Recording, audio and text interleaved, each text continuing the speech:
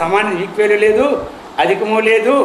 అటువంటి లాభం ఎవరు పొందుతారో అది అనుత్తమ లాభ. అది అటువంటిది ఏమిటి? మోదనీయగం. ఏమి? సంతోషముతో ఆనందింపడానికి తగిన వస్తువేదో అది లబ్ధ్వా, దానిని పొంది సహ మోదతే, సంతోషం. ఇంకెప్పుడు దుఃఖాన్ని పొందదు. ఇది ఎలాంటిదంటే ఒక్కసారి ఆ తత్వానికి మన ఏమి అంటుకుంటే చాలన్నమాట, ఇంకా సమస్త దుఃఖాలు పోతాయి. అందుకోసం మోదత అంటే సంతోషం. సమస్త దుఃఖాలు అంటే ఎన్ని దుఃఖాలు మనం అనుకున్నాం? 3: ఆధ్యాత్మికము, ఆది భౌతికము, ఆది దైవికము. ఇవే దుఃఖాలు 3. ఈ 3ట్లోనే మనకు కొన్ని కోట్ల దుఃఖాలన్నీ ఇవిడిపోయి ఉన్నాయి. వీటికే ఒక్కొక్క శాఖలు అనమాట. అవన్నీ ఇవి హెడ్ ఆఫీసులు, ఇక్కడి నుంచి అవి శాఖలు. అర్థమైందా? అందుకే వీటిని పట్టుకుంటే శాఖలేవి పట్టుకున్నట్టే మన స్వాధీనం. అటువంటివి లేకుండా మోదతే, సంతోషం పొందుతున్నాడు. ఇప్పుడు మహా సంతోషం అయిపోతుంది ఎవరికి? యమధర్మరాజుకి. ఎందుకంటే ఇటువంటి తత్వం కోరేవారు తక్కువే.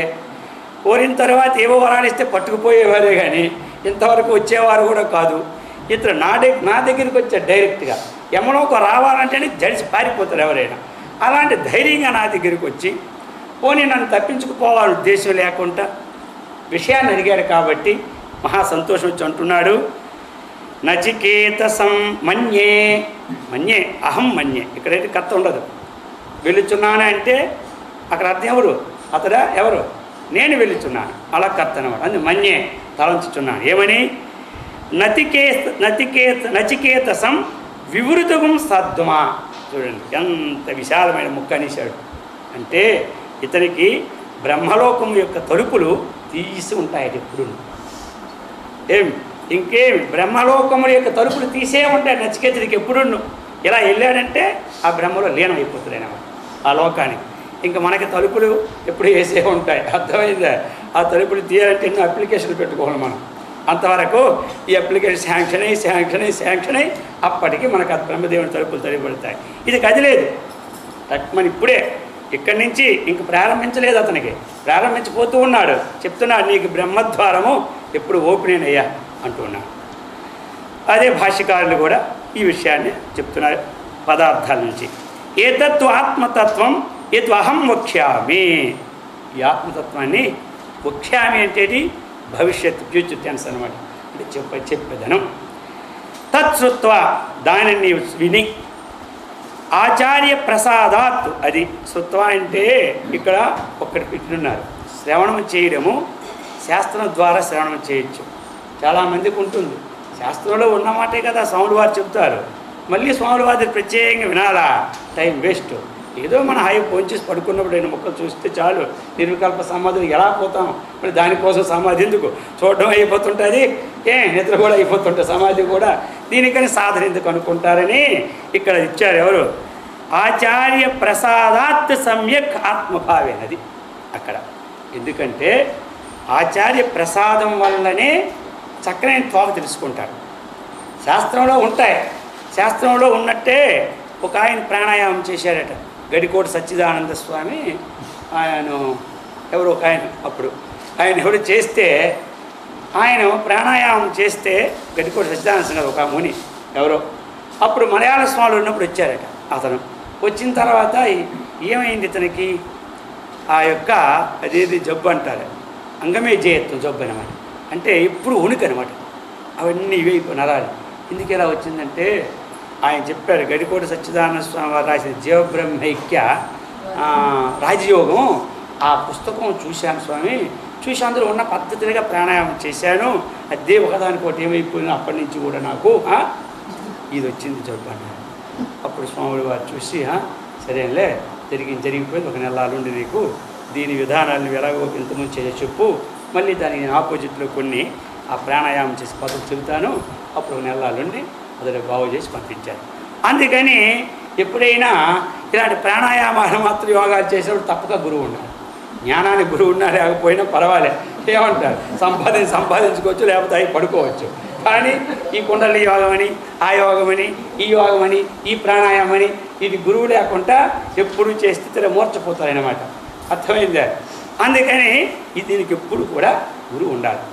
అందుకు చెప్తూ ఉన్నారు ఈ విధము దానికి గురువు ఉండాలనుకోండి. ఇప్పుడు ఏమిటి యథార్థ జ్ఞానం, మనం ఆత్మతత్వం అనేది ఏమిటి యథార్థ జ్ఞానం.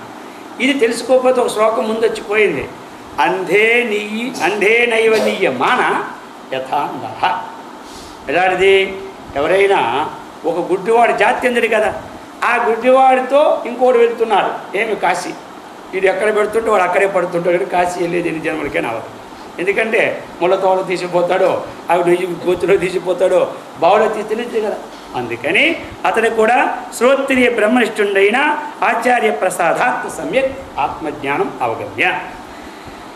ఈ విధంగా పరిగృహ్య ఏమిటి? ఉపాదాయ. పరిగృహ్య అనే పదానికి ఉపాధి అంటే స్వీకార్యం.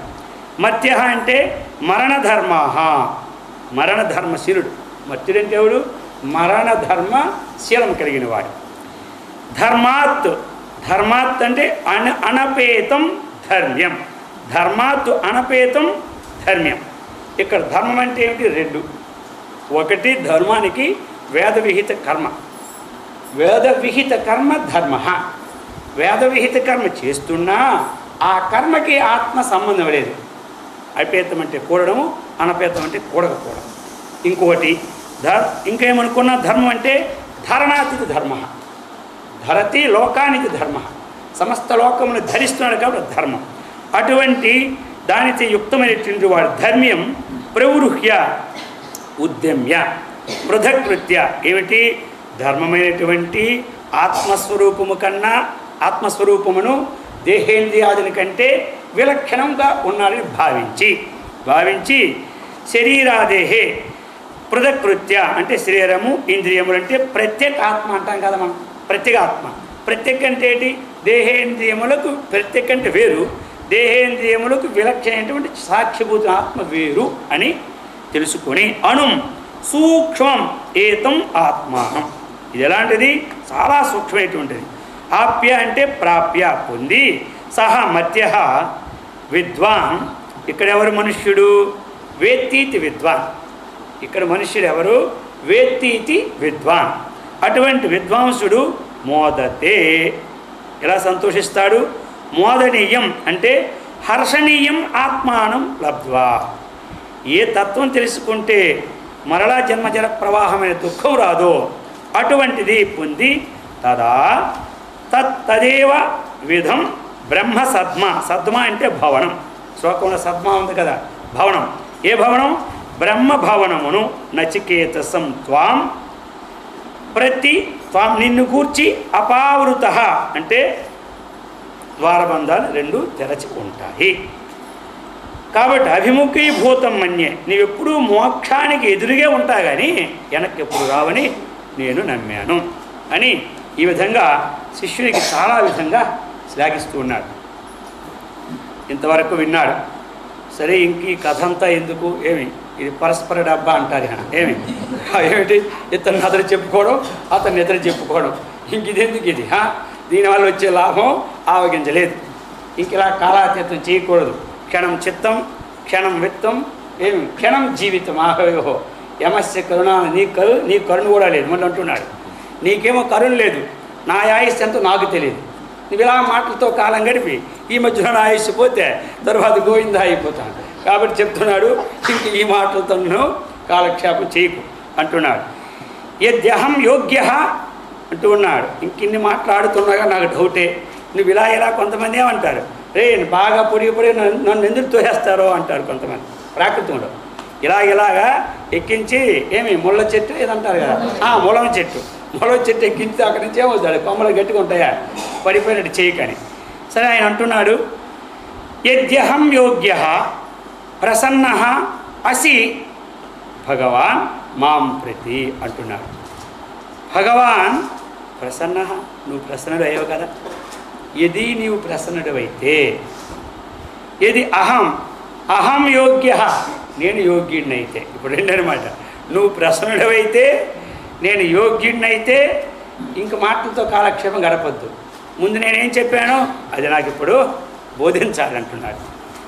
ఇక్కడ కూడా ఏమిటి, కొంచెం ఇంకా 1% ఎంత నిరహంకారంగా ఉన్నా 1% అహంకారం వస్తూనే ఉంటాయి. నేను యోగ్యుడినైతే నాకు బోధించు, లేకపోతే మాని అంటున్నాడు అనమాట. అది చూసారా, ఇంకా కొంచెం ఆయన పొగిడేసరికి ఈయనకు 10% 5% వచ్చింది. భగవంతుడు కూడా ఏం చేశాడు, చెప్పి అర్జునుడికి వెళ్ళిన తర్వాత అర్జునుడికి విశ్వరూప దర్శనం చూపెట్టాను అనుకుంటున్నాడు. ఇంకా విభూతి యోగం చెప్పి ఆయన ఏమన్నాడు, మన్యసే యది తచ్చక్యం మయా దృష్టమితి ప్రభో. ఏమి యోగేశ్వర తత్వమేత్వం దర్శయాత్మ అనుభవి. చూశారా, ఎది మన్యసే, మనిషి అంటే మధ్యం పురుషు కదా, ఎది త్వం మన్యసే, నీవు నన్ను ఏమి చక్కగా అంగీకరించినట్లయితే, నేను నీ యొక్క విశ్వరూపాన్ని చూడడానికి యోగ్యుడినైతే. ఇక్కడ చూసారా రెండు, నేను విశ్వరూపాన్ని చూడటానికి యోగ్యుడినైతే దానిని నేను నాకు నీవు చక్కగా బోధించడానికి ఇష్టపడినట్లయితే, అంటే చూపడానికి, అది చూపు, లేకపోతే చూపు, అది లేకపోతే చూపకని అర్థం అనమాట. అక్కడికి వచ్చినప్పుడు తనలో ఉన్నటువంటి ఒక 10% ఉంటుందే, 90% ఉండి 10% ఇంకా చిన్న అహం ఉంటుందన్నమాట. ఇక్కడ చెప్తూ ఉన్నాడు నచికేతసుడు ఇప్పుడు, అన్యత్ర ధర్మాదన్యత్ర ధర్మాత్ అన్యత్ర అస్మాత్ కృతాత్ అన్యత్ర అస్మాత్ కృతాత్ అన్యత్ర భూతాచ్చ భవ్యాచ్చ యత్తత్ పశ్యతి తద్వద అన్యత్ర ధర్మాదన్యత్ర ధర్మాత్ అన్యత్ర అస్మాత్ కృతాత్ అన్యత్ర భూతాచ్చ భవ్యాచ్చ యత్తత్ పశ్యసి తద్వద. ఇప్పుడు చెప్తున్నాడు, ఏ తత్వాన్ని అయితే బోధించాలనుకుంటున్నారో ఆ తత్వాన్ని ఇంకొకసారి విడదీస్తున్నాడు ఇతడు. ధర్మాత్తు అన్యత్ర, అది ధర్మము కంటే వేరైనటువంటిది. ఏ ధర్మం ఇక్కడ శాస్త్ర విహిత కర్మలు ఏవైతే చెప్పి ఉన్నావో వాటిని ఆచరించి వాటి ద్వారా ఏ తెలుసుకోవాలనుకుంటున్నామో దానికన్నా ఇది వేరైనటువంటిది. అన్యత్ర అధర్మాత్, అధర్మం అంటే ఏమిటి ఇక్కడ మనకి, శాస్త్ర నిషిద్ధమైన కర్మలను అధర్మం, దానికంటే వేరేది, ధర్మానికన్నా వేరేది అధర్మం కన్నా వేరేది. అన్యత్ర అధర్మాత్ అన్యత్ర అస్మాత్ కృతాత్ అంటే కృతం అకృతం. కృతం అంటే చేయబడినటువంటిది, అకృతం అంటే చేయబడనటువంటిది. అస్మాత్ అంటే మన నుండి ఏది చేస్తున్నామో దానికి వేరేనిది, ఏది చేయబడుకుంటుందో దానికి కూడా వేరేనిది. అన్యత్ర భూతాచ్చ భవ్యాచ్చ, ఇంకా చెప్తున్నాడు, భూతము కాలము కంటే వేరే ఉంటుంది, భవిష్యత్తు కాలం కన్నా వేరే ఉంటుంది. అంటే అర్థం ఏంటి, భూతకాలం కన్నా వేరే ఉంటుందంటే భూతకాలము కన్నా ముందు ఉంటుంది, భవిష్యత్తు తర్వాత కూడా ఉంటుంది, వర్తమానంలో కూడా విద్యమైన ఉంటుంది. యత్తత్ ఏదైతే పశ్యసి, ఇదంతా కూడా ఉంటుందో, త్వం దేనినైతే చూస్తూ ఉన్నావో, తత్తు పశ్యసి అంటే ఉత్తమ పురుషు కాదు, మధ్యం పురుషు. త్వం దేనిని ఈ విధముగా చూస్తున్నావో లేకపోతే దేని చేత చూడబడుతున్నదో అది తత్ వద, దానినే నాకు చెప్పు. అదే కాదని అడిగే మొట్టమొదటి ప్రశ్న, దాన్ని చెప్తున్నారు ఇప్పుడు. అన్యత్ర అంటే ఏమిటి, ధర్మాత్తు శాస్త్రీయ ధర్మ అనుష్ఠానాత్ ఫలాత్, అది తత్కారకేభ్యశ్చ పృథగ్భూతం ఇత్యర్థః. అది ధర్మాత్ అంటే ఏమిటి, శాస్త్రీయ ధర్మ అనుష్ఠానాత్, శాస్త్రీయ కర్మలు ఏవైతే చెప్పి ఉన్నారో, సత్యాన్ని పలుకు, ధర్మాన్ని పలుకు, తల్లిదండ్రులని దైవముగా చూడు, ఆచార్యాన్ని దైవముగా చూడు, నిందిత కర్మలు చేయకు అని చెప్పినటువంటి అనుష్ఠానం చెప్తుంది కదంటే, కర్మల ద్వారా కూడా ఇది సాక్షాత్తుగా ప్రత్యక్షమైనది కాదు. కాబట్టి పరంపరా సాధన కర్మలు ఉపయోగపడతాయి కానీ సాక్షాత్ కర్మల ద్వారా ప్రత్యక్షం కాదు, కాబట్టి దానికన్నది వేరేది. తథా అన్యత్ర అధర్మాత్ తథా అన్యత్ర అస్మాత్ కృతాత్ కృతం కార్యం అకృతం కారణం అస్మాత్ అన్యత్ర అంటే కార్యానికి కారణానికి కూడా వేరే ఉన్నది. లోకములో కార్యం నడుస్తుంది, ఘట కార్యం. ఘటాన్ని ఇప్పుడు మనం చేస్తూ ఉన్నాం. ఘట కార్యానికి ఆత్మ వేరే. ఘట కారణం ఏమిటి? ఘటకి ఉపాదాన కారణం ఉంది, నిమిత్తి కారణం ఉంది. ఘటకు ఉపాదాన కారణం మృత్తిక, నిమిత్తి కారణం కుమ్మరి, దండ చక్ర కుమ్మరి మొత్తం తీసుకుంటారు. ఇక్కడ సాధారణమైనటువంటి లోకములో కూడా కార్యానికి ఒక కారణం ఉంటుంది. ఆ కారణం ఉంటేనే ఈ కార్యం అవుతుంది. ఉపాదాన కారణం మృతిక లేకుండా ఘటన ఎవరైనా తయారు చేయగలరా? సరే, నిమిత్త కారణం లేకుండా అసలే తయారు కాదు. అందుకనే ఈ రెండింటికి ఎలాగా కార్యకారణాలు ఒకరికొకరికి ఏమి అపేక్ష కోరినా ఈ రెండింటికన్నా అతడు విలక్షణం. ఈ రెండింటికి అతడు సంబంధం లేదు. కార్యం అకృతం, కారణం అస్మాత్ అన్యత్ర, కించ అన్యత్ర భూతాచ్చ అతిక్రాంతాత్ కాలాత్. ఇప్పుడు భూతకాలం మనకు జరిగిపోయింది. భూతకాలం జరిగినది అనుకుంటాం, జరిగిపోయినా భూతకాలములో జరిగిన విషయాలు మనకు గోచరం అవుతున్నాయా లేవా? అవుతున్నాయి. విషయం మాత్రం గోచరం అవుతున్నాయి. దేనివల్ల గోచరం అవుతున్నాయి? సాక్షి ఉన్నాడు, దీనికి వేరేగానే ఉన్నాడు. భూతకాలంలో జరిగిన విషయములతో కూడా అతడు కూడి ఉండలే, భవిష్యత్తు రాబోయే విషయాలకు కూడా అతడు కూడి ఉండలే. వాటిని సాక్షిగా చూస్తుంటాడు, వీటిని సాక్షిగా చూస్తుంటాడు. వర్తమాన కాలంలో జరిగే విషయాలను వ్యవహారాలను కూడా సాక్షిగానే చూస్తాడు. కాబట్టి సాక్షిగా ఉన్నవాడు అన్యత్ర అంటే వేరేగా ఉన్నట్టే కానీ కలిసి ఉండేవాడు కాదు. జాగ్రత్త, స్వప్న, సుషుప్తి కాలంలో కూడా మనం చేసే పనులకు అతడు సాక్షి. అంటే అన్ని ప్రపంచ కార్యానికి ఆయన విలక్షణుడు, కానీ ఇందులో దేంట్లో కలియడు. ఆయన లేకపోతే కార్యం కాదు, ఆయన లేకపోతే కార్యము కాదు, దేనికి సంబంధపడడు. ఏదో అది తద్వద, అది అన్నమాట. ఇత్యేవం పృష్టవతే మృత్యు ఉవాచ. ఈ విధంగా ఏవం ఈ ప్రకారముగా పృష్టవతే నచికేతసం ప్రతి అంటే ఈ విధంగా మాట్లాడినటువంటి నచికేతుడిని గూర్చి మృత్యు ఉవాచ. ఉవాచ అంటే ఏమిటి? పలికెను, మృత్యు పలికెను. పృష్టం వస్తు విశేషణ అంతరంచ వివక్షవాన్. దాని యొక్క ఏదైతే చెప్పదగిన వస్తువు ఉందో ఆ వస్తువు యొక్క విశేషణములు చెప్పడానికి, ఇప్పుడు దాని ఏంది ఇంకా అభిరుచి పుట్టడానికి, ఆ వస్తువు యొక్క స్వరూపం ఎలా పొందడానికి యమధర్మరాజు ఇప్పుడు చెబుతూ ఉన్నాడు. ఈ ఆత్మతత్వమును ఏ విధంగా పొందగలము అని. ఆత్మతత్వమును పొందాలి అంటే ఏ వస్తువును తెలుసుకుంటే దాని మాధ్యముగా తెలుసుకోగలం. ఏ వస్తువును మొట్టమొదటి తెలుసుకుంటే ఆ నిర్వికారమైన స్వరూపుని తెలుసుకోగలము. నిర్వికారం యొక్క స్వరూపం ఏమిటి, దాని పేరు ఏమిటి, దాని వర్ణన ఏమిటి, అది ఎక్కడ ఉంది అని చెబుతున్నాడు.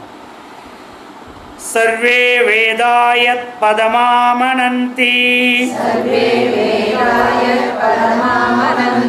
తపాగుంసి సర్వాణి జయద్వదంతి యదిచ్ఛంతో బ్రహ్మచర్యం చరంతి తత్తే పదగం సంగ్రహేణ బ్రవీమ్యో మిత్యేతతో సర్వే వేదాయత్ పదమామనంతి తపాగుంసి సర్వాణి చ యద్వదంతి యదిచ్ఛంతో బ్రహ్మచర్యం చరంతి తత్తే పదగం సంగ్రహేణ బ్రవీమి.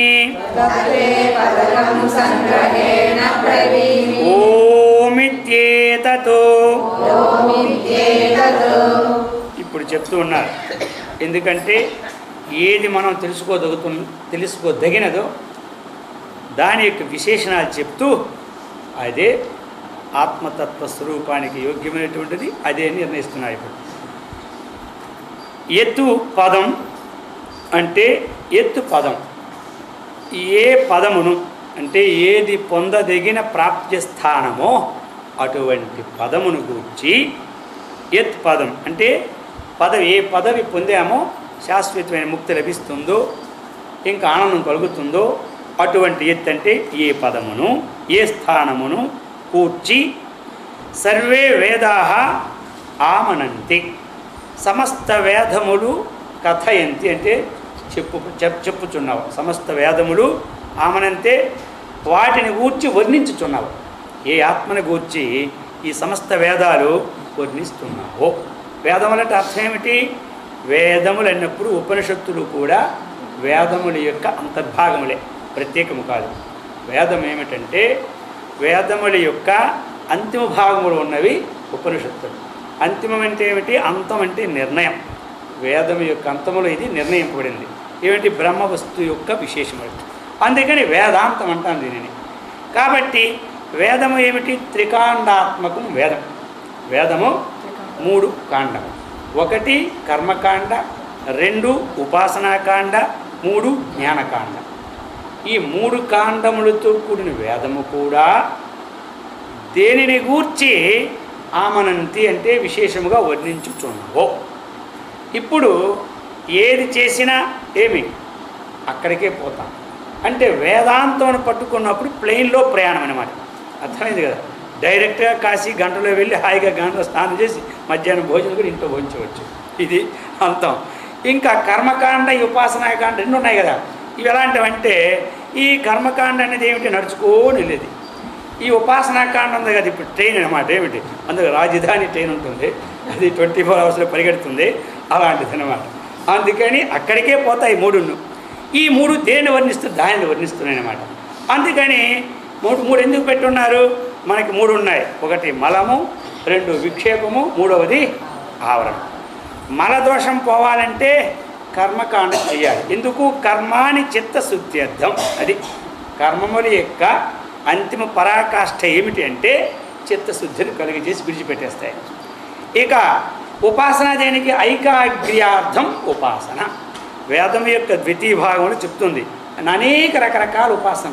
చాందోగ్యములో కానీ, బృహదారణ్యములో కానీ, బృహదారణ్యం కూడా మొదటి 3 అధ్యాయాలు దీనికే, చాందోగ్యం 4 అధ్యాయాలు కర్మకాండను ప్రతిపాదించే ఉపాసనలు. అన్ని వివిధ రకాల ఉపాసన. ఆ ఉపాసనలు కూడా బ్రహ్మలోకాన్ని ప్రాప్తింపచేసి బయటికి రాని కొన్ని ఉపాసనలు అవి. కర్మకాండే మాత్రం వెళ్ళడం రావడం ఇవి. ఆ ఉపాసన ఎలా ఉంటాయి? ఇక్కడ విరక్తిని పొంది ఆత్మతత్వం పొందకుండా పోయినప్పుడు ఎక్కడికి వెళ్తారని చెప్పాను అంతకుముందు? వారు కాదు, ఇక్కడ విరక్తులైపోయి ఉపాసన చేస్తూ ఈ లోక విషయములు ఎందు పరలోక విషయములు ఎందు విరక్తి నుండి ఉపాసన చేసి ఇప్పుడు ఎక్కడికి వెళ్తారు? బ్రహ్మలోకానికి. అది ఆ బ్రహ్మలోకానికి వెళ్ళిన వాడు ఏమవుతాడు? బ్రహ్మణా సహతే సర్వే సంప్రాప్తే ప్రతి సంచిరే. ఆ బ్రహ్మదేవుడు ఎంతవరకు అయితే ఉంటాడు సృష్టిలో అంతవరకు ఉండి లాస్ట్లో బ్రహ్మదేవుడి చేత ఉపదేశం పడి ఆత్మలో లీనమైపోతాడు. అది ఈ ఉపాసన ఏమిటి? చిత్తశుద్ధిని కలుగు చేస్తూ ఆత్మతత్వ సాక్షాత్కారాన్ని ఇప్పుడు పొందకపోతే అప్పుడు పొందొచ్చు. ఇది ఉపాసన. ఇక 3వది ఏమిటంటే నగదు బేరం. ఇదేం అరువేమీ కాదు. ఏమి? ఈ 3వది ఆవరణ దోషం తొలగించుకుంటే జ్ఞానం ద్వారా వెంటనే క్యాష్ మనకి. ఏమి? నేనే బ్రహ్మను అని ప్రత్యక్షం అంటే అపరోక్షానుభూతి అంటారు దాన్ని. అది పొందుతాం. అలాంటిది ఏ వేదాలైతే దేనికోసమైతే వర్ణిస్తున్నాయో ఏ పదాన్ని ఆశ్రయించడానికి ఒకటి ఇస్తున్నాడు. ఇక 2వది సర్వాణి తపాగుంసి యత్వదంతి. ఈ తపస్సులన్నీ దేనికోసం చెప్పుచున్నావో అది ఆ స్థానం. ఏ స్థానమో చెప్తాడు లాస్ట్లో. దేనిని గురించి ఈ తపస్సులన్నీ చేస్తున్నాం. ఇప్పుడు తపస్సులు అంటే ఎన్ని రకాలు ఉన్నాయి చెప్పండి? అనేక రకరకాలు. ఇన్ని తపస్సుకి అర్థం ఏమిటి? తప్పితే అనేనా ఇది తప. ఏ సాధన ద్వారా శరీరేంద్రియంలో మనం శోషింప చేసుకుంటున్నామో అది తపస్సు. ఇప్పుడు తపస్సుల్లో కూడా కొన్ని పాపాలు పోవడానికి పూర్వం పెట్టున్నారు. అవి చెప్పుకున్న వరకే కానీ ఇప్పుడు ఆచరింపడానికి మాత్రం యోగ్యం కావు. అవి ఆచరించాలనేటువంటి గృహస్థాశ్రమం ఉన్నవాళ్ళు కానీ వానప్రస్థులు కానీ ఆచరించి అసలు యోగ్యం కావు. బ్రహ్మచారులు సన్యాసులు ఏమి ఆశ్రయించవచ్చు. ఎందుకంటే వాడు చచ్చినా ఎవరు ఆడరు. అర్థమైందే? ఇంక వీరు చచ్చిపోయారు అనుకోండి అందరూ ఏడిసేవాళ్ళు చాలామంది. అందుకని వీలైనంతవరకు అవి ఏమిటి అంటే మనకున్నటువంటి సూక్ష్మ శరీరానికి కూడా అంటుకున్న పాపాలు కూడా పోవడానికి ఆ తపస్సు వాటిని ఏమంటారు? కృచ్ఛ్రము చాంద్రాయణం అంటారు. అది ఈ వ్రతాలు ఇవి వాళ్ళు ఆచరించవచ్చు, పర్వాలేదు. ఎందుకంటే వాడు ఒకవేళ చచ్చినా అథవా యోగినేమేవా కులే భవిదేవతమైన ఒక సర్టిఫికేట్ పట్టుకొని పోతున్నాడు కాదు, పర్వాలేదు. ఏమిటి కృచ్ఛ్రము అంటే? చాంద్రాయణం అంటే వ్రతములో కృచ్ఛ్రము అంటే ఒక 3 దినాలు 12 దినాలు అన్నమాట విభేదం చేసినారు. మొదటి 3 దినాలు కూడా ఏమిటి? కుక్కుట అంట పరిణామం గల అన్నాన్ని, అంటే ఒక కోడిగుడ్డు ఉంటుంది కదా, అంత పరిణామం తీసుకోవాలి అన్నం. అవి ఒక 26 విడసలు అంటాం, లేకపోతే ముద్దలు అనుకోండి. అది మధ్యాహ్నం ఒక్క పూట తీసుకోవాలి అంతే, ప్రతిరోజు. ఇంకా ఉదయము రాత్రికి ఏమి తీసుకోకూడదు. తర్వాత 3 దినాలు మయూరాండ పరిణామము గల, మయూరు అంటే ఏమిటి? నెమలి. ఆ నెమలి గుడ్డు అంత పరిణామంతో 32 కబలాల్ని రాత్రి పూట తీసుకోవాలి, పగలంతా ఉండాలి. మరలా 3 రోజులు ఏమిటి? ఏదైనా దొరికితే ఆ కబలాలు తీసుకోవచ్చు, అది. ఇంకా 3 రోజులు దొరికినా సరే తీసుకోకూడదు, అదేనమాట. ఇది ఈ 12 రోజులు కృచ్ఛ్ర వ్రతం అంటారు. ఈ తపస్సు దీనివల్ల ఏమిటంటే పాపాలన్నీ పోతాయి. ఎవరైతే పూర్తి పాపాలు పోగొట్టుకోవాలనుకుంటారో ఇది అంటే ఇక్కడ మీరెవరిని చేయకండి, వినండి అంతవరకు. ఏమిటి తర్వాత అర్థమైందా? విషయం తెలుసుకోవాలి కదా. ఇక చాంద్రాయణ వ్రతం అంటారు, ఇది అందరూ వినే ఉంటారు. చాంద్రాయణం అంటే ఏంటి? చంద్రుని యొక్క వృద్ధి క్షీణాలు అనుసరించి చేయబడే వ్రతం చాంద్రాయణం. ఇప్పుడు అదేంటి? పూర్ణిమ నాడు మొదలుపెట్టి పూర్ణిమ నాడు 15 కబలాలు తినాలన్నాం. 15 కబలాలు అంటే ఏమిటది? మళ్ళీ పక్కన గారెలు, ఈ పక్కన పిండి వంటలు పెట్టుకొని అవి ఇవి కలిపి మళ్ళీ ఈ 15 తింటే అవి తినకూడదు, అంతా కలిపియాలి మొత్తం. గారెలు, పప్పు, ఉప్పు, కూర, కిచిడి అనుకుంటాం కదా, అలా చేసేయాలన్నమాట. అలా చేసి 15 ముద్దలు మొదటి తయారు చేసి పెట్టుకొని మిగతాది ఆ పక్కన పడియాలి. తింటున్నప్పుడు ముద్ద ఎక్కువ తక్కువ కావచ్చు. ఇలాంటివి పూర్ణిమ నాడు 15 కబలాలు తినాలి. ఇక పూర్ణిమ తర్వాత ఒకరోజు తగ్గుతుంది చంద్రుడికి 14. అలాగే అమావాస్య వచ్చేసరికేమి పూర్తి అయిపోదు. అమావాస్య నాడు పూర్తి ఉపవాసం ఉండాలి. ఇది అమావాస్య నాడు పూర్తి ఉపవాసం. మరునాడు ఏమిటి? మళ్ళీ 1 కబలం తినాలి.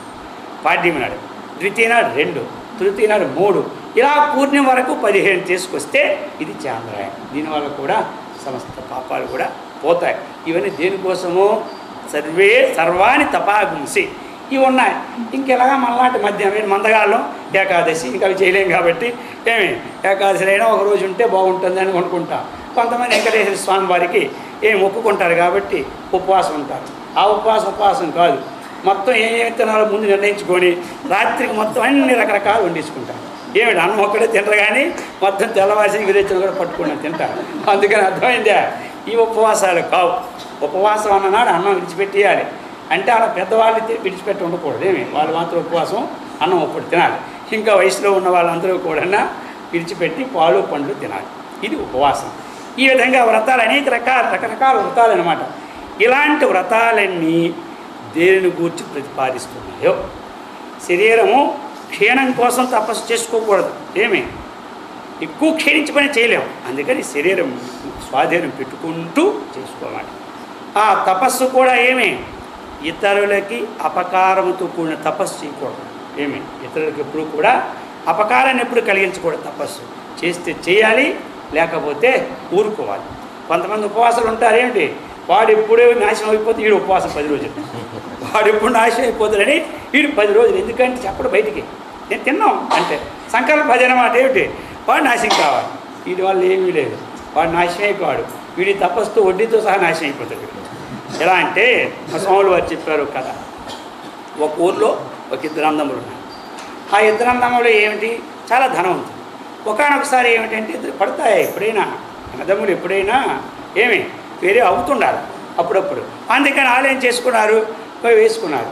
అయితే స్థలాలు ఎక్కువ ఉన్నాయి కాబట్టి పడమటి పక్క స్థలాలన్నీ పెద్దవాడు కొనుక్కున్నారు. ఎందుకని చిన్నవాడు వెళ్ళకూడదు కదా. తూర్పు దాకా స్థలాలన్నీ చిన్నవాడికి వేసుకున్నారు. సరే, ఆ ఊరు పెద్ద టౌన్, మన హైదరాబాద్ టౌన్ అన్నమాట. దీన్ని పడమటి ఒకడు, తూర్పు ఒకడు. సరే, ఇంకిద్దరు పంచుకున్నా వచ్చాయి, చాలా ఆస్తులు వచ్చాయి. కానీ ఇద్దరికి వాడి శిష్యుల్ని వీడి దగ్గర పంపుతుంటాడు, బొట్టల్ని వీడిని వాడి పంపుతాడు. ఎందుకంటే ఎవడు ఒకడు వాడికి ఏం ఫ్యాక్టరీ పెట్టాడు చూడాలి. అంటే వాడి ఫ్యాక్టరీ పెట్టి నా తమ్ముడు పెద్దగా అవ్వకూడదు, నేను ఇంకా పెద్దగా ఉండాలి, అదేనమాట. ఇలా నడుస్తుంది. కానీ అన్నగారు ఆలోచించారు, ఏమిటి ఏదైనా వాడు కొంచెం ర్యాంక్ సురుగ్గా పోతున్నాడు, ఏమి ఇప్పటికే 2-3 ఫ్యాక్టరీలు పెట్టేశాడు, కాబట్టి నేనేం చేయాలంటే ఇంకా లాభాలే, మానవులుగా ఉపాసిస్తే రాదు, కాబట్టి భగవంతుని ఉపాసించి కోరుకోవాలనుకొని అన్నగారు బ్రహ్మదేవుడి గురించి తపస్సు చేశారు. ఇంకెందుకు ఆయన సాక్షాత్కరించుకుంటే ఇంక వీడు ఎన్ని ఫ్యాక్టరీలు పెడతారు, మనకే ఎన్నైనా మనం మొత్తం ప్రపంచాన్ని కోరుకునే శక్తి కోరించుకుంటాం అనుకున్నాడు. చక్కగా తపస్సు చేస్తున్నాడు. సరే, బ్రహ్మదేవుడు చూసి కలియుగంలో ఇంత ఘోరంగా తపస్సు చేశాడు అప్పుడు వీడు, కాబట్టి తొందరగా వెళ్ళాలని వచ్చాడు. వీడిని చూసి ఏం చేశాడు, వాడు తపస్సు ప్రారంభించాడు. తమ్ముడు ఆ పక్క ఆయన, ఈ పక్క ఈయన, ఇద్దరు తపస్సులు ఇద్దరికి ఉన్నారు కదా, ఇద్దరు చెప్పుకుంటూ ఉంటారు, ఇన్ని రోజులైంది ఆయన, ఇన్ని రోజులు ఈయన, బొట్లు ఉన్నారు కదా. ముందు పెద్దవాడి దగ్గరికి వచ్చాడు, ఎవరు, బ్రహ్మదేవుడు. ఈ తపస్సు ఏమి ఇచ్చాడు, ఏ వారం కాతో కోరుకున్నాడు అంటే, ఆ తమ్ముడు ఆ పక్క తపస్సు చేస్తున్నాడు తెలిసిందన్న. ముందు ఆయన దగ్గరికి వెళ్ళి ఆయన ఏం కోరుకుంటాడు అది అడిగి నా దగ్గర రా. ఏమైనా పనికి పట్టలేదా, నేను రావడమే చాలు, ఇది ఒకటే, మళ్ళీ వాడి దగ్గర ఆయన దగ్గరికి వెళ్తే నీ దగ్గర కొనుక్కున్నాను, ఇదే నా డ్యూటీ అనుకున్నా, కోరితే కోరు లేకపోతే పోతానన్నాడు. అది పోతే మళ్ళీ చికాకు వస్తుంది, ఇంతవరకు మళ్ళీ నేను తపస్సు ప్రారంభించాను, ఇప్పటికే చాలు, ఎప్పుడు విరమిస్తాను అనుకో దేవుడు అనుకున్నాను అని చెప్పి అయితే ఒక్కటి చేయండి, మా తమ్ముడు ఏం కోరుకుంటాడో అంతగా 2 వంతులు నాకు కావాలి అది అనుకో అన్నా. ఎందుకంటే వీడు ఎప్పుడు పెద్దవాడు ఉండాలి, అన్నగే ఉండాలి, తమ్ముడు ఎప్పుడు కాకూడదు. అందుకని వాడి దగ్గరికి వెళ్ళాడు. అయ్యా లేవయ్యా చాలు అన్నాడు. మా అన్నగారు తపస్సు చేస్తూ అక్కడికి వెళ్ళారా, ఒక్కసారి కనుక్కొని వస్తే బాగుంది. ఏమయ్యా నేనేటి బంటోతునా లేకపోతే ఉత్తరాలు తెచ్చే పోస్ట్ మ్యాన్ అనుకున్నారా, మీ ఇష్టం వచ్చిన పిలవడానికి అంటే, పడుకొని గురుదేవా ఏమే భగవాన్ ఏమిటైతే మరి మా అన్నగారు ఏం కోరుకున్నారు, నువ్వు ఏం కోరుకుంటే దానికి 2 వంతులు కావాలి. ఇప్పుడు చచ్చాడు వీడు. ఇంతవరకు నేను తపస్సు చేసి ముందు ప్రారంభించాడు ఆయన, నేనే ముందు నా దగ్గర కుదురు కదా ఈయన, ఆయన దగ్గరికి వెళ్ళాడు. ఆయన దగ్గరికి వెళ్ళాడు కాబట్టి ఎవడైనా ముందు దగ్గరికి వెళ్ళాలి కదా, వెనకొచ్చిన వాడికి ముందు తేడా ఉంది కదా. ఇప్పుడు అర్జునుడు ఎదురు వెళ్ళాడు ఎక్కడికి, కృష్ణుడి దగ్గరికి. కానీ ముందు వెళ్ళాడు ఎవరు, దుర్యోధనుడే. వెళ్ళగానే కాలు దగ్గర కూర్చున్నాడు. చిచి రాజాది రాజనేయండి, ఈ యాదవుడు కాలు దగ్గర నేను కూర్చుని అనుకున్నాను. మళ్ళీ తల దగ్గరికి వెళ్ళాడు. ఈ అర్జునుడు ఎక్కడ కూర్చున్నాడు. ఆయన ఏమిటి లేవగానే అట్లు వేస్తారు ఇట్లు వేస్తారా, అదోడు ఇప్పుడు వేస్తారు కదా. ఈయన కనబడ్డాడు. ఈయన కనబడితే ఆహా ఎప్పుడు వచ్చా బావ అన్నాడు. అలా వెనక్కి చూశాడు, ఏమి తెలుసు ఆయన కనబడ్డా, ఆయన చస్తున్నాడు కాబట్టి ముందు వచ్చే నువ్వు కోరుకు అంటున్నాడు. ఆయన అంటున్నాడు ముందుకు నేను వచ్చి ముందుకు అర్జున్ నువ్వు చూచావు అంటున్నాడు. ఏదైనా ప్రకృతి ధర్మం ఇది కాబట్టి ఈయన కోరుకోవాలని. అందుకని అన్నగారికి ఆలోచించి తమ్ముడి దగ్గరికి వెళ్ళాడు.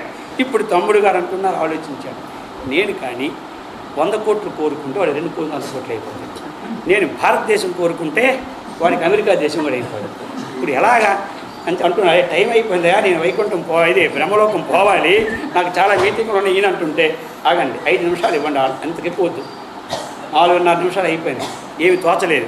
అప్పుడు అనేసాడు ఇంక 1/2 నిమిషం కూడా, నాకు పుడుకొని తీసేయండి స్వామి అన్నాడు. ఇంకెందుకు అర్థమైందే, ఎందుకంటే అన్నీ చూశాడు, ఏమి లాభం లేకపోయింది, డబుల్ పెరిగిపోతున్నాయి కాబట్టి నాకు ఒక్కడిని పోతే వాడికి ఎన్ని 2 కొండలు. ఇదేనా తపస్సు, అర్థమైందే. ఈ విధమైన తపస్సులు చేసుకుంటే తనకి నష్టమే ఎత్తి నష్టమే. అలాంటి తపస్సులు చేయకూడదు. సాధారణ తపస్సులు చేస్తుంటే అంటున్నాడు, సర్వాణి తపాగుంసి ఎత్వదంతి. ఏ తపస్సులైతే మంచివి చేస్తున్నామో ఆ తపస్సులని దేని గూర్చి ప్రతిపాదిస్తున్నాయో, ఇంకా యది ఇచ్ఛంతో బ్రహ్మచర్యం చరంతి, యది ఇచ్ఛంత అంటే కంటిన్యూషన్, ఇది కంటిన్యూషన్ అన్నమాట. అంటే కోరుచు అని, అది ఇప్పుడు పశ్యన్ శృణ్వని ఎలాగంటామో ఇచ్ఛంత అంటే యతు దేనిని కోరుచున్నవాడై బ్రహ్మచర్యం చరంతి, అది ఈ బ్రహ్మచర్యాన్ని పాలిస్తుంటుంటారు. దేనికోసం బ్రహ్మచర్యం అంటే, బ్రహ్మచర్యం వల్ల వీరి సామర్థ్యం వచ్చి సాధనలో ఎక్కువ శక్తి వచ్చి ఏమి సుషుమ్నానాడి ద్వారా భూమధ్యంలో స్థాపించే శక్తి వస్తుంది. అందుకనే బ్రహ్మచర్యాన్ని పాలిస్తారు. అందుకని బ్రహ్మచర్యాన్ని గృహస్థులకి గృహస్థ బ్రహ్మచర్యం ఉండాలి. అలాగని ఇక తక్కిన 3 పూర్తి బ్రహ్మచర్యాన్ని పాలించాలి. వానప్రస్థులు కానీ సన్యాసులు కానీ బ్రహ్మచారులు కానీ పూర్తిగా పాలించాలి. అదే వీరు మాత్రం గృహస్థులు గృహస్థ ధర్మాన్ని పాలిస్తూ ఉంటుండాలి. అప్పుడే చెప్పారు వీరు బ్రహ్మచారులేన. ఈ విషయాన్ని మహర్షి మలయాళ స్వాముల వారు బ్రహ్మచర్య గ్రంథంలో రాసి ఉన్నారు. చక్కగా చూడండి. ఎందుకు అంటే బ్రహ్మచర్యంలో ఉన్న శక్తి ఏమిటంటే పాశ్చాత్యకులు ప్రయత్నం చేశారు ఎంత ఈ వీర్యానికి బలమని. అప్పుడు వాళ్ళు చూస్తే 90 రక్తక బొట్టులు పోతే ఎంతో, ఒక్క వీర్యం పోతే అంతటా వారు నిర్ణయించింది. అది పెద్ద స్వాములు గారు రాసి ఉన్నారు. అందులో 90 రక్తపు చుక్కలు ఎంత బలమో ఒక్క వీర్యం అంత బలం. అందుకని కొన్ని మనకి మానవులకి వృక్షాలని అలాగనే కొన్ని జంతువులు ఉదాహరణ ఇస్తున్నారు. వాటిని చూసైనా మనం జాగ్రత్త పడమని. వృక్షం ఉంది, ఆమ్ర వృక్షము, అదేం చేస్తుంది 10 మాసాలు కూడా తన బ్రహ్మచర్యాన్ని చక్కగా కాపాడుతున్న మామిడి చెట్టు వసంతకాలంలోనే చిగురిస్తారు. అలాగనే ఇంకా సామాన్యమైనటువంటి జంతువులు కూడా ఒక నీతి ఉంటుందన్నమాట. ఇప్పుడు కుక్కలను ఉన్నాయనుకోండి, అలాంటివన్నీ కూడా ఏమిటంటే ఎప్పుడూ ఆ ఋతుకాలంలోనే పొందుతుంటాయి. అలాగని ఋతుకాల ధర్మాన్ని ఎవరైతే అనుభవించారో వారందరూ కూడా బ్రహ్మచారులు. ఈ విధంగా బ్రహ్మచర్యం దీనికొని చెప్పండి, ఆ తత్వాన్ని తెలుసుకోవడానికి. అందుకు చెప్తున్నారు, ఏదిచ్యంత ఏది కూర్చున్న వారి బ్రహ్మచర్యాన్ని చక్కగా చరంతి. ఇది బాహ్యార్థం. ఇప్పుడు మనకు కావాల్సింది బాహ్యార్థమే. అంతరార్థం ఏమిటంటే బ్రహ్మని చరతీతి బ్రహ్మచరి. సదా బ్రహ్మమునందు ఎవడైతే చరిస్తూ ఉంటాడంటే అన్వేషిస్తుంటాడో అతడు బ్రహ్మచారిని, అది అర్థం. తత్తు ఇప్పుడు చెప్తూ ఉన్నారు. ఇవందరూ కూడా వీరందరూ ఏ ఉద్దేశాన్ని నుంచి బ్రహ్మచర్యం చేస్తున్నారో, ఏ ఉద్దేశాన్ని తపస్సు చేస్తున్నారో, ఏ ఉద్దేశాన్ని నుంచి వేదాలను చెబుతున్నాయో, వేదక్రియను చేస్తూ ఉన్నారో, తత్తు అంటే అది తే పదం సంగ్రహేణ బ్రవీమి. తే అంటే నీకు నేను అడుగుతున్నా కదా, ఏదైతే నీవు అడిగావో అది తే నీకు తత్పదం, తత్ స్థానం, తతు పరబ్రహ్మస్థానం సంగ్రహేణ అంటే సంక్షిప్తముగా బ్రవీమి. బ్రవీమి అంటే అహం బ్రవీమి, నేను చెప్పుచున్నాను. ఏమిటది? తతు ఏమంటే ఓం ఇది, అది ఓం ఇది చెప్తున్నారు. సంగ్రహంగా చెప్తున్నాను అని చెప్తున్నారు. ఇంకెందుకంటే విడదీస్తే లాభాలు. ఇప్పుడు ఇంత కంప్యూటర్ యుగం కాబట్టి అంతవరకు కూర్చుంటే పని లాభం. అందుకని ఆయన కూడా చెప్తున్నాడు, సంగ్రహంగా చెప్తున్నాడు. ఎందుకంటే ఈయన్ని పరీక్ష చేశాడు. అందుకని ఇతను ఇంక పూజలు కానీ ఇంకనే కర్మకాండలు కానీ ఈ సిద్ధాంతాలు ఏం చెప్పినా లాభం లేదు.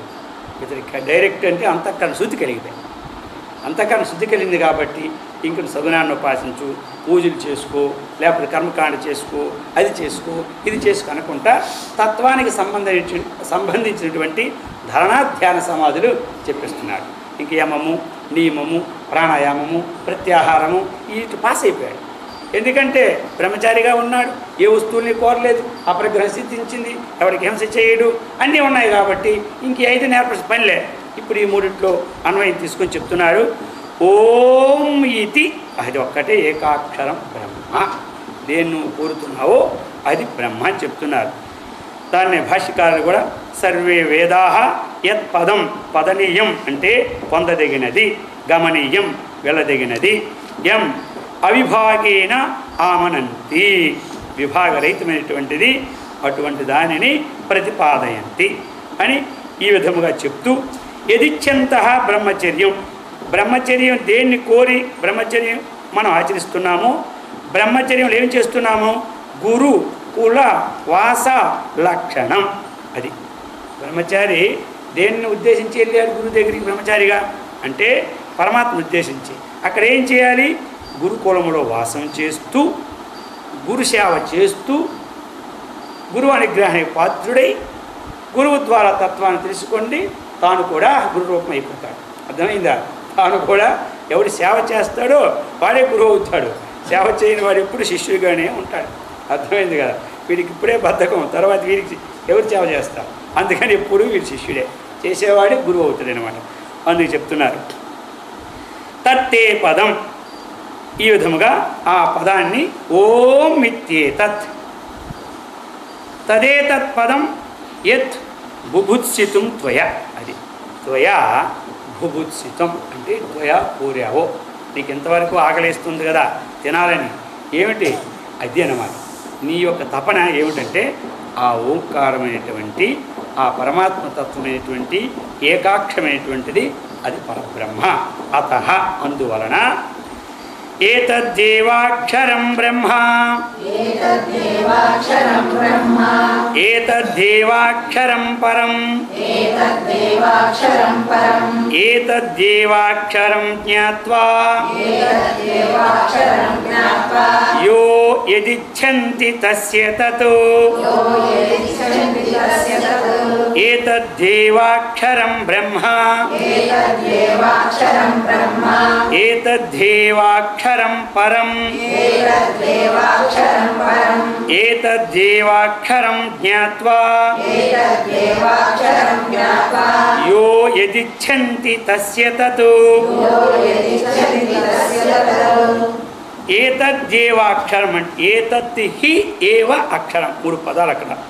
ఏతత్ ఒక పదం, హి ఒక పదం, ఏవ ఒక పదం, అక్షరం ఒక పదం, అంటే 4 పదాలు ఉన్నాయి. ఏతత్ ఏవ ఇదే నీకు ఏదైతే చెప్పాను ఓం అనేది అదే ఏతత్ ఏవ అక్షరం. దాన్నే అక్షరం అంటారు. ఇప్పుడు చెప్తున్నారు ఇంత ఓం అన్నారు కదా, దాన్నే ఇప్పుడు అక్షరం అంటారు. ఆ అక్షరం అనే దాని పేరు ఏమిటి? అదే బ్రహ్మ. బ్రహ్మ అంటే ఇంకొకటి కాదు. అక్షరానికి కానీ బ్రహ్మకు కానీ ఓంకారానికి కానీ ఏమి అభేదం అంటే భేదం లేదని ఇప్పుడు వ్యక్తపరుస్తున్నారు. కించిత్ అభేదం ఉన్నా విచారంతో ఆ భేదము కించిత్ ఉండదన్నమాట. అని చెప్తున్నారు ఏతత్ ఏవ ఇదే అక్షరం బ్రహ్మ. ఇంక ఇందులో సందేహం లేదు. ఇదే అంటే ఇంకొకటి లేదన్నమాట. ఇది అంటే ఇంకోటి ఉంది అనుకోవచ్చు. ఇదే ఉన్నది అంటారు అంటే ఇంకా అక్కడ ఏం లేదు కదా. ఉన్నది ఇదేనయ్యా, పట్టుకెళ్తే పట్టుకెళ్ళు, లేకపోతే లేదంటే అర్థం ఏమిటి? అదే ఉందని ఇంకోటి లేదని. అలాగే ఉన్నది ఇదే, ఇంకా సందేహపడకు. బ్రహ్మ అక్షరం అన్నారు ఇక్కడ. అక్షరం అంటే ఏమిటి? నాక్షరతీతి అక్షరం. క్షరం అంటే ఏమిటి? నాశనం. నాశనం. అక్షరం అంటే నాశము లేని. నాశము లేనిది ఏముంది? అది బ్రహ్మ. బ్రహ్మ అంటే ఏంటి? వ్యాపకం. బ్రహ్మతీతి బ్రహ్మ అంటే అన్నిటికన్నా పెద్దదైనటువంటిది, దానికన్నా ఇంకొకటి లేనిది ఒక్కటే, అది బ్రహ్మ. ఇంకా చెప్తున్నారు ఏతత్ ఏవ హి అక్షరం పరం. పరం అంటే మిక్కిలి గొప్పదైనటువంటిది, పరమ ప్రాప్య స్థానమును పొందింప చేసినటువంటిది అది ఒక్కటే. అంటే దానికన్నా గొప్పది ఇంకా లేదు. మొట్టమొదటి బ్రహ్మ చెప్పాడు అంటే మరి సందేహం వస్తుంది కదా. బ్రహ్మ అంటే ఇంకో బ్రహ్మ ఉన్నాడేమో అనే సందేహం రావచ్చు. అందుకని చెప్తూ ఉన్నాడు ఇంకొకటి కాదు.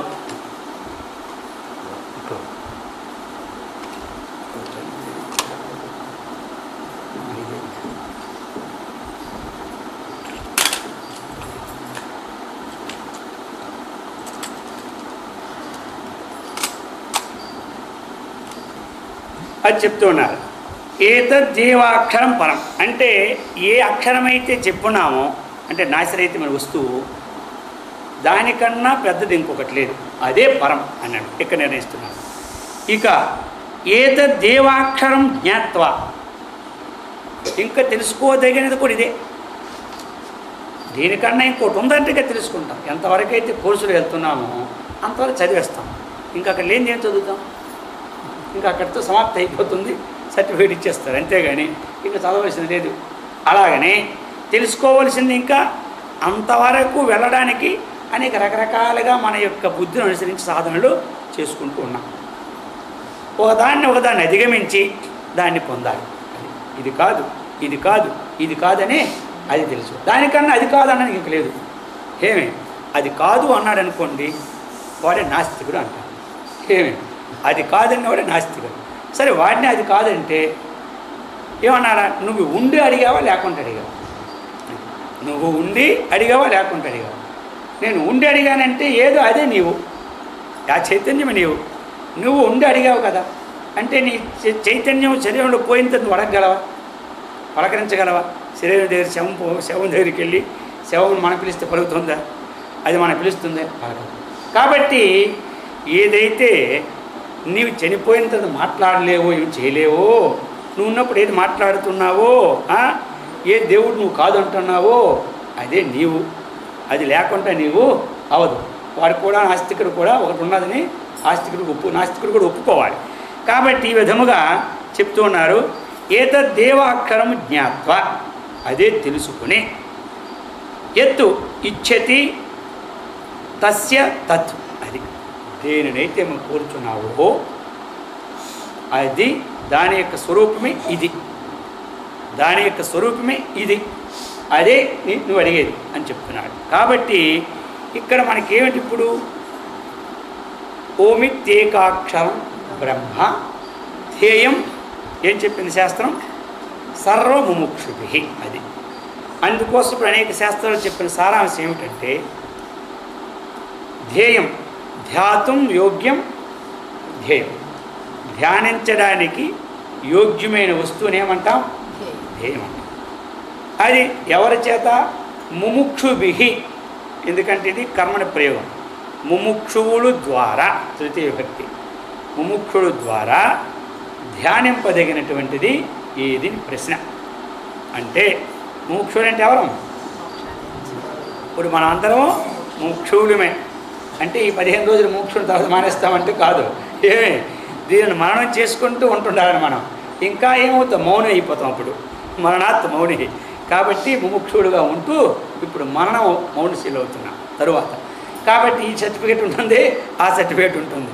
కాబట్టి ఇప్పుడు ముముక్షుభి, అటువంటి మోక్షం ఇచ్చగల వారి ద్వారా ధ్యానం చేయడానికి వస్తువు ఏమిటంటే ఓమిత్యేకాక్షరం. అది ఓం అనే అక్షరమే బ్రహ్మస్వరూపం. దానినే మనము చేయాలి. ఈ సాధనలు చేస్తూ చేస్తూ చేస్తూ చివరికి అదొక్కటే, అదే మనకి మోక్షానికి సన్నిహితంగా తీసుకెళ్ళి పెట్టేస్తుంది అన్నమాట. అది మోక్షాన్ని తీసుకెళ్ళి సన్నిహితంగా. ఈ ఉద్దేశాన్ని ఆచరించుకునే మొట్టమొదటి ఏం చేశారంటే, మనకి ఏమి 5 సంవత్సరాల ఏమి 5 నెలల 5 రోజులు అయితే కదా అప్పుడు బండ్లు వేసేవారు, 4 సంవత్సరాలు ఏమి అది. అందుకని ఆ బండ్లు వేసినప్పుడు ఏం చేసేవారంటే, మొట్టమొదట ఒక బియ్యం వేసి అందులో ఒక బంగారం ఉంగరం పెట్టి ఏమి దానితో ఏం రాసేవారు, ఓ. ఇది మొట్టమొదట. దీన్నే ఏమంటారు, అక్షరాభ్యాసం అంటారు. క్షరం అంటే నాశమైనటువంటిది, అక్షరాభ్యాసం నాశము కాని విద్యని మొట్టమొదటి స్టార్ట్ చేస్తున్నాను. ఎందుకు అంటే మొట్టమొదట నాశరహితమైన వస్తువు యొక్క స్వరూపాన్ని చెప్పిస్తే జీవితములు ఎప్పుడైనా తెలుసుకొని అంతిమలోనైనా నాశరహితమైన స్థితిని పొందుతాడనే ఉద్దేశ్యంతోనే మొట్టమొదట ఓం అంటున్నాం. ఏదో ఆ ఓం రాసేస్తున్నాం కానీ తరువాత పోతున్నాం కానీ దీని స్వరూపం తెలుసుకోవాలి. ఏమి ఈ స్వరూపాన్ని మన స్వరూపం మనం తెలుసుకోవడానికి పూర్వం పెట్టున్నారు. ఏమిటి మొట్టమొదటి ఎప్పటికేమీ తెలుసా మనకి, పట్టుకోవడమే తెలియదు. స్వామివారి దగ్గర అక్షరాభ్యాసం చేసినప్పుడు నేను బ్రహ్మచారిగా ఉన్నప్పుడు ఏమిటంటే ఇవి పూజలు చేసి వాళ్ళు పట్టుకోవాలి దగ్గర. అప్పుడు వాళ్ళు రాస్తూ ఉంటే ఇటు రాస్తూ అట్లా లాగేస్తుంటారు. అర్థమైంది. కొంతమంది అయ్యో కొంతమంది ముద్దుగా రాస్తారు కానీ కొంతమంది స్వామివారు 3 సార్లు రాసి అలవాటు. ఇంకా స్వామి ఒక్కసారి చాలే అంటే ఉండు అంటారు నన్ను, అంటే 3 సార్లు రాయించాడు. ఏమి లాభం, వాళ్ళు ఏడుస్తూనే ఉంటుంటారు. చూడు అంత తెలియనప్పుడు కూడా పూర్వం మోడల్గా ఉండేది. ఇప్పుడు ఈ యూకేజీలో జాయిన్ కావాలని 2 ఏళ్ళు దాటం కష్టం. ఏమి పెట్టేస్తున్నారు ఏమి, అందుకని వాళ్ళతో కష్టం ఇంకేం లేదు. ఆ విధంగా ఎందుకని చెప్పడం అంటే ఏమీ తెలియనప్పుడే మనకి చూడండి ఈ స్వరూపాన్ని చెప్తున్నాం. ఇంకెక్కడ గమనించుకోవాలి. అందుకే మహర్షి మలయాళ చెప్పి ఉన్నారు, పెద్ద అయిపోయిన తర్వాత స్త్రీలు ఓంకారాన్ని ఉచ్చరించకూడదు, శూద్రులు ఓంకారాన్ని ఉచ్చరించకూడదు అని చెప్తుంటుంటారు కొంతమంది. వారు ఎలాగంటే ఏమి మమ జిహ్వ నాస్తి అంటుంటారు, నాకు నాలుక లేదంటారట. అంటే అర్థం ఏమిటి, మాట్లాడుతూ ఉన్నాడు ఇప్పుడు ఏమంటున్నాడు, నాకు నాలుక లేదంటున్నాడు. నాలుక లేదని వాడు మాట్లాడగలడా? మాట్లాడుతూ నాలుక లేదు అంటుంటే వాడికి అవన్నీ ఏమనుకోవాలి, వదతో వ్యాఘాత అన్నారు. అంటే ఈ దోషాన్ని సంస్కృతంలో చెప్పడం వల్లే వ్యాఘాత దోషం వాటికి ఏమి. అందుకని ఈ విధముగా అలా అంటే ఎవరైనా ఏమయ్యా నేర్చుకునేటప్పుడు వీడి శూద్రుడు, వీడి బ్రాహ్మణుడు, వీడి వైశ్యుడు ఓంకారం నేర్పుతున్నారు ఆ బడిలో.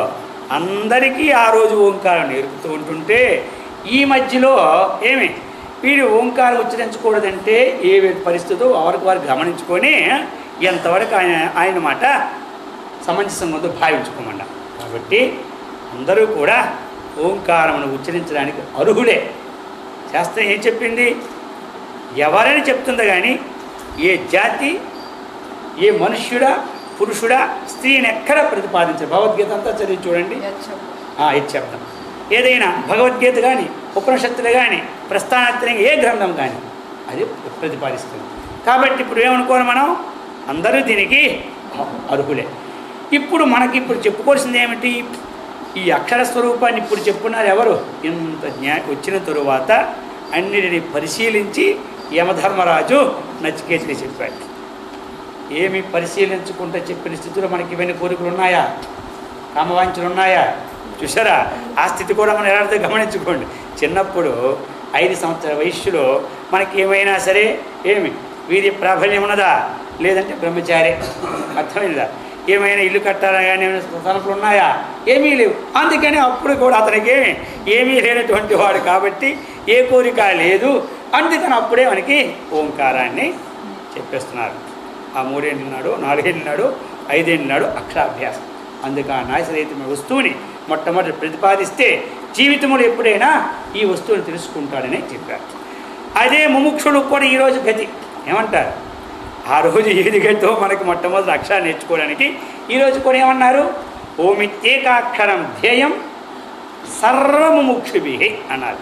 సమస్త జనులు అంటే సమస్త ముముక్షువులకి ఇదే అని చెప్పారు. అందుకనే పతంజలి మహర్షి ప్రతిపాదించుకొస్తున్నాడు సమాధి పాదాన్ని ప్రతిపాదించి మొట్టమొదటి సూత్రములో అథ యోగాని శాస్త్రం అని చెప్పి ద్వితీయ సూత్రంలో యోగశ్చిత్తవృత్తి నిరోధ అన్నారు. యోగమూలంలో వచ్చినటువంటి లాభం ఏమిటంటే చిత్తవృత్తులు నిరోధించడం చెప్పాడు. దానికన్నా 7-8 సూత్రాలు చెప్పాడు సంగ్రహంగా చెప్పి దీని ద్వారా సంప్రజ్ఞాత అసంప్రజ్ఞా స్థితిని పొందవచ్చు అన్నాడు. ఇక చూశాడు. చూస్తూ ఇంకా దీన్ని డైరెక్ట్గా తెలుసుకోవడం, వృత్తి తీస్తూ ఐక్యాన్ని పొందాలంటే డైరెక్ట్గా అంతా తెలుసుకోలేరు. కాబట్టి అప్పుడు అతడు ఈశ్వర ప్రణిధానాధ్వ అన్నాడు తర్వాత సూత్రంలో. ఒక 13 సూత్రాలు అయిన తర్వాత ఎందుకు డైరెక్ట్గా జ్ఞానాన్ని పొందడానికి శక్తి అందరికి ఉంటుందా? కాదు, లేదు. కాబట్టి అభ్యాస యోగం చెప్పాడు భగవద్గీతలో. ఏమి జ్ఞాన అంటే అభ్యాస యోగం కన్నా జ్ఞానం శ్రేష్టం అని చెప్పి జ్ఞానాన్ని పొందలేకపోతే అభ్యాస యోగాన్ని అవలంబించుకున్నారు. అప్పుడు ఈశ్వరుడు అంటే ఎవరి స్వరూపం తెలుసుకోవాలి కదా. అంటే ఆ ఈశ్వరుని స్వరూపం చెప్పి క్లేశ కర్మ విపాకాశయై అపరామృష్ట పురుష విశేష ఈశ్వర అన్నాడు. అంటే ఈశ్వరుడు ఎలాంటి వాడు? అవిద్యాది పంచక్లేశములకు లోను కానివాడు. అవిద్య, అస్మిత, రాగము, ద్వేషము, అభినవేశం. క్లేశ కర్మం అంటే ఏమిటి? మనకి ప్రారంధము, ఆగామి, సంచితం. విపాకం అంటే ఏమి? కర్మ ఫలం. కాబట్టి క్లేశ కర్మ విపాక ఆశయం అంటే ఏంటి? ఫలము అనుభవించినప్పుడు సంస్కారం వాసన పడుతుంది మనకి. మామిడి పండు తింటే మామిడి పండు తినే సంస్కారం పడుతుంది. ఎప్పుడైనా మామిడి పండుని చూస్తే అప్పుడు తిన్నటువంటి రుచిని కూడా గుర్తు చేస్తుంది. ఇలాంటి మామిడి పండు హైదరాబాదులో ఏమి దొరికిన మామిడి పండు కాశీలో దొరకదు నేనే అంట. ఎందుకంటే ఆ వాసన కూడా దానికి అంటుకుంటుంది. ఈ 4టికి అంటుకున్నవాడే ఈశ్వరుడు. ఈశ్వరుడు ఎవరు? అతడే. ఇంకా ఈశ్వరుని ప్రతిపాదిస్తూ ఓంకారానికి వెళ్ళిపోదాం, దానికోసం వచ్చింది కదా. అందుకని ఆ ఈశ్వరుని తెలుసుకోవాలంటే ఎలాగా ఆయన చెప్పాడు. అప్పుడు అన్నాడు తస్య వాచిక ప్రణవ అది సూత్రం. తస్య ఈశ్వరుని మనం తెలుసుకోవాలంటే వాచిక అంటే పేరు. ఏం పేరు? ప్రణవ. ప్రణవ అంటే ఏంటి? ప్రకర్షేణ నామయతీతి ప్రణవ. అది నామయతి అంటే ఉన్నామయతి, పైకి తీసుకుపోతుంది అన్నమాట. అందుకని ప్రణవ. ఓంకారం కూడా అంతేనమాట. ఓంకారం కూడా ఊర్ధ్వం ఉన్నామయతీతి ఓంకార. అది ఓం అన్నప్పుడు కుండలని మనకేమవుద్ది? వికసిస్తాయి. అక్కడి నుంచి సుషుమ్నా నాడి ఊర్ధ్వానికి వచ్చి మన బ్రహ్మరంధ్రంలో ఆజ్ఞాచక్రంలో స్థిమితం అవుతుంది అన్నమాట. అందుకని ఊర్ధ్వం పైకి ఉన్నామయతి తీసుకెళ్తుంది. కాబట్టి ఓంకారం అని పేరు అనమాట. అది అదే ప్రణవం కూడా అదే పేరు. ప్రకర్షేణ నామయతి. ఉత్తు ఉపసర్గ చేర్చాడు, అక్కడ ఉపసర్గ చేర్చాడు అంతే. ఉన్నామైతే ఉత్తు వచ్చింది, లేనప్పుడు నామైతే తీసుకెళ్తూ ఉన్నాడు. ప్రకర్షణ అంటే ఎక్కువగా దాన్ని, అందుకు ప్రణవం అన్నారు. ఆ విధంగా ఇక్కడ ఏం చేస్తున్నాడు, ఇతనికి ఈశ్వరుని తెలుసుకోవడం ఎలాగంటే అతని పేరు ఉండాలి కదా. మరి ఇప్పుడు ఎవరైనా అక్కడ కూర్చున్నాడు వ్యక్తి, అతని పేరు పిలిస్తే వస్తాడు, కానీ మనిషి రా అంటే ఎవరు అందరూ మనుషులే, అర్థమైంది కదా. ఏ మనిషి రావాలో తెలియదు, అందుకని పేరు అనమాట. ఏం పేరు అతని పేరు? తస్య పరమాత్మన ఈశ్వరస్య వాచక ప్రణవ అని చెప్పాడు. అది అందుకని ప్రణవం. ప్రణవం అంటే ఇప్పుడేమిటి? వాచకం. ఏమి ఈశ్వరుని యొక్క పేరు ప్రణవమైంది, ఈశ్వరుడు ఏమేది? వాచ్యం. వాచకానికి యోగ్యమైనది ఏమిటి? వాచ్యం. వాచ్యం అంటే ఈశ్వరుడు, వాచకం అంటే ఏమి మనకి ప్రణవం. అందుకని ఈ వాచ్యవాచకాలకి ఇక్కడ కుండకి మట్టికి చెప్పిన భేదం ఉంటుంది, కానీ అక్కడ భేదం ఏమీ లేదు. కానీ అల్పబుద్ధి వానికి డైరెక్ట్ ఒకే తత్వం తెలియబడదు కాబట్టి దాన్ని విడదీసి వాచ్యుడు వేరు వాచ్యుడు బోధించడానికి మొట్టమొదట గ్రహించడానికి వాచ్య భావ సంబంధం పరమాత్మ ఉంది. లేదా ఘటానికి ఏమిటి? ఘటమని పేరు వాచకం. ఘటం అంటే వాచకం. వాచ్యం అంటే కంబుగ్రీవాది ఆకారంగా ఉన్నటువంటిది ఘటం అంటాం. అయితే ఇక్కడ ఆకార విశేషం ఇప్పుడు బోధపడ్డని చెప్పడం. అందుకని ప్రణవం అంటే పరమాత్మ యొక్క పేరు. అయితే ఏం చేయమని ఇప్పుడు తెలుసుకున్నామా? ఈశ్వరునికి ఓం అంటే ఈశ్వరుడు పలుకుతాడనమాట. అది ఎలాగైతే రామ అంటే రాముడు పలుకుతాడో, కృష్ణ అంటే కృష్ణుడు పలుకుతాడో, అలా ఏమిటి ఓం అంటే ఈశ్వరుడు పలుకుతాడు. అతడు పలకడం కదా మనకు కావాలి. మనం చేసే పూజలన్నీ దేనికోసం? ఆయన పలకడానికే. వ్రతాలు కానీ, పూజలు కానీ, దానాలు కానీ, ధర్మాలు కానీ అన్నీ దేనికి? అతడు పలికితే, అతడు దృష్టి పడితే మనం పావనం అవుతాం, అతని స్వరూపులు ఉంటామని. అందుకని ఇప్పుడు ఏం చేయాలి మరి? అతని పేరు చెప్పాడు. అయితే సాధన చేసుకోవాలి కదా. మరి సాధన దేనికోసం? సాధన ఇంతకుముందు అనుకున్నాం. సాధన ఎవరి అంతఃకరణం అయితే శుద్ధి కాలేదో వారు సాధన చేస్తూ ఉంటున్నారు. అంతఃకరణం మనం చేసే సాధనలన్నీ హృదయ శుద్ధి కోసమే. సాధన ద్వారా మట్టిని తీసుకొచ్చి దాన్ని బాగా పనిచేసి కుండ ఉత్పత్తి అయినట్టుగా మన సాధన చేస్తూ ఒక సాధ్య వస్తు ఉత్పత్తి ఇక్కడ లేదు. సాధన చేస్తూ సాధ్య వస్తు ఉత్పత్తి ఏమీ లేదు. కాబట్టి ఇది సాధన దేనికి? అంతఃకరణ శుద్ధ్యర్థం. అందుకే చెప్పారు కర్మాణి చిత్తశుద్ధ్యర్థం. ఇక్కడ ఏం సాధన చేయాలి అంటే చెప్తున్నారు రెండో సూత్రంలో, తజ్జహ తజ్జప తదర్థ భావన. అది పతంజలి చెప్పున్నారు. దేని ద్వారా ఈశ్వరతత్వం తెలుసుకోగలమంటే తజ్జప తదర్థ భావన. తత్ అంటే ఏమిటి? పూర్వాపరాన్ని విమర్శిస్తుంటారు. ముందు చెప్పారు కదా, తస్య వాచక ప్రణవ. ఆ ప్రణవం యొక్క జపము, దాని యొక్క భావన. ప్రణవం యొక్క జపము, దాని యొక్క భావన. జపం అంటే ఓం ఓం అనుకు జపం అయింది, ఓంకారాన్ని. భావన ఏమిటి? దీనికి ధ్యేయ వస్తువుని భావన ఉండాలి. అది భావన ఉండాలి. మొట్టమొదటి ధ్యేయాన్ని పెట్టుకోవాలి. కేవలం ధ్యేయం లేకుండా ఎవరూ కూడా సాధించలేరు. ఎలా అంటే శస్త్ర విద్య చేస్తూ ఉన్నాడు, నేర్చుకుంటున్నాడు. నేర్చుకునేవాడు మొట్టమొదటి ఏం చేస్తాడు? ఒక చెట్టు మీద ఒక పండు కట్టడమో, లేకపోతే పండు కొట్టడమో, ఒక రంధ్రం పెట్టుకోవడమో, లేకపోతే ఒక పాయింట్ పెట్టుకోవడం చూసి దాన్ని నేర్చుకుంటాడు. దేనికి నేర్చుకోవడం? జీవితం వల్ల ఈ నేర్చుకోవడం దానికోసం కాదు. ఇది నేర్చుకుంటూ తన జీవనోపాధికి ఇంకో దగ్గర పని చేసుకుంటాడు. అలాగనే పోలీసులు, సైనికులు ఉంటారు. మొట్టమొదట బహిరంగంలో నేర్చుకుంటారు. తరువాత ఏం చేస్తారు? యుద్ధం వచ్చినప్పుడు వినియోగిస్తారు. అందుకని మొట్టమొదట నేర్చుకోవాలి. ఏమిటి?